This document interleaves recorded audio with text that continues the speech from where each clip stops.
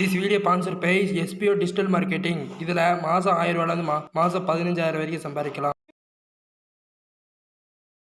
பண்ணாதீங்க, பெரிய தப்பு. தினம் 300 ரூபாய் சம்பாதிக்க அரிய வாய்ப்பு. இன்ஸ்டாகிராம், ஃபேஸ்புக் பயன்படுத்த தெரிந்தால் போதும். Content post and content publishing மூலமா தினம் 300 ரூபாய் சம்பாதிக்கலாம். இந்த வேலை செய்ய 5 நிமிடம் போதும். Work training support, group communication support, all language customer live chat support, முக்கியமா சொந்தமா ஒரு பிசினஸ் ஸ்டார்ட் பண்ற அளவுக்கு உங்களால கற்றுக்கொள்ளவும் முடியும், சம்பாதிக்கவும் முடியும். இந்த வேலை வாய்ப்பு வழங்குவது 5 வருடத்திற்கு மேல ரன் ஆகிட்டு இருக்க நம்ம தமிழ்நாட்டு company school of business organisation private limited. மேலும் விவரங்களுக்கு டிஸ்கிரிப்ஷன்ல கொடுத்திருக்க நம்பருக்கு வாட்ஸ்அப் பண்ணுங்க.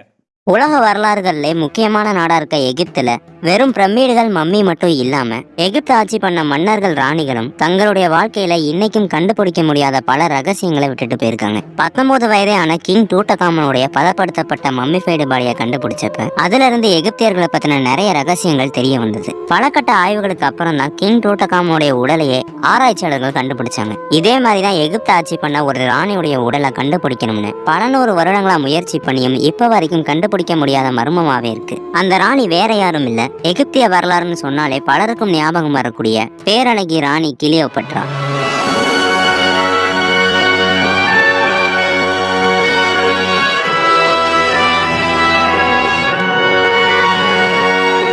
கிளியோபட்ராவுடைய ஆட்சி காலங்கள்ல எகிப்திய மக்கள் கிட்ட இதுவரைக்கும் எகிப்து ஆட்சி பண்ண மன்னர்கள், ராணிகள்லே சிறந்தவர்கள் யாருன்னு கேட்டா மக்கள் எல்லாரும் கிளியோபட்ராவை தான் சொல்லுவாங்க. இந்த அளவுக்கு மக்கள் நேசிக்கக்கூடிய ஒருத்தரா கிளியோபட்ரா எப்படி மாறினாங்க? தான் இளமையாவே இருக்கணுங்கிறதுக்காக கிளியோபட்ரா என்னெல்லாம் வித்தியாசமான பழக்கங்களை பின்பற்றினாங்க? பேரழகி கிளியோபட்ராவுடைய இறப்புல இருக்க அந்த ரகசியம் என்ன? இப்படி எகிப்திய ராணியான கிளியோபட்ராவை பத்தின எல்லா சுவாரஸ்யமான விஷயங்களையும் இன்னைக்கு நம்ம பார்க்கலாம்.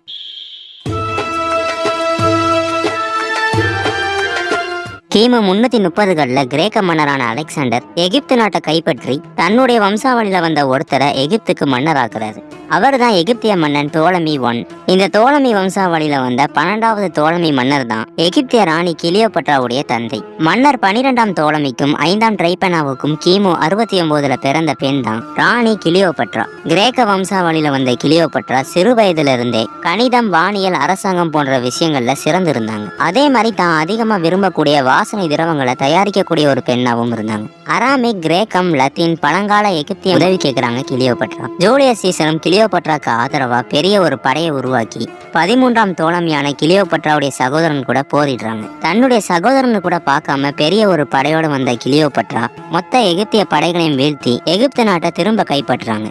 தன்னுடைய சகோதரனான 13ஆம் டோலமியும் அந்த போர்ல நைல் நதியில மூழ்கி இறந்து போறாரு. இதுக்கப்புறம் திரும்ப கிளியோபட்ரா எகிப்துக்கு ராணி ஆகுறாங்க. ரோம் மன்னரான ஜூலியஸ் சீசரும் தன்னுடைய நாட்டை விட்டு கிளியோபட்ரா கூட எகிப்திலே தங்க ஆரம்பிக்கிறாரு. இப்படியே சில நாட்கள் போக ரோம் மன்னர் பெண்ணா இருக்கணும்னு தங்கம், வைரங்கள்ல செய்யப்பட்ட உடைகள்ல ஆரம்பிச்சு நகைகள், வாசனை திரவங்கள்னு இப்படி பல விஷயங்களை தன்னுடைய அழகுக்காகவே பயன்படுத்த ஆரம்பிச்சாங்க. உயரமான கட்டிடங்கள் கட்டினாலும் கூட அதுக்கும் தன்னுடைய பெயர் தான் வைக்கணும்னு சொன்னாங்க கிளியோபட்ரா.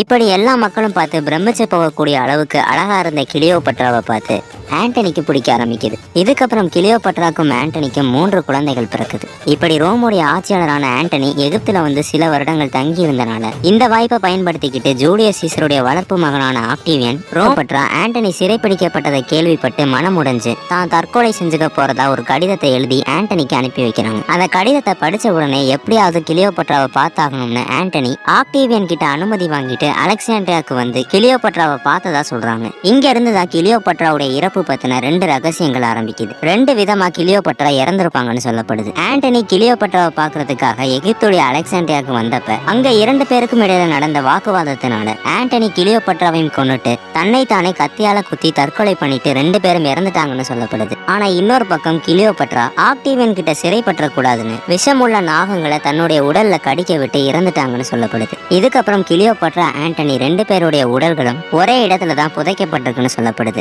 ஆனா இன்னைக்கு வரைக்கும் எகிப்துல எத்தனையோ மம்மிகளை கண்டுபிடிச்சிருந்தாலும் கிளியோபட்ராவுடைய மம்மிஃபைடு பாடியை மட்டும் இன்னைக்கு வரைக்கும் யாராலையும் கண்டுபிடிக்க முடியல. தன்னுடைய இறப்புல இருந்து தான் இறந்ததுக்கு அப்புறம் கூட பல மர்மங்களை மறைச்சு வச்சிருக்காங்க ராணி கிளியோபட்ரா. ஓகே காய்ஸ், எகிப்திய ராணியான கிளியோபட்ரா பத்தியும்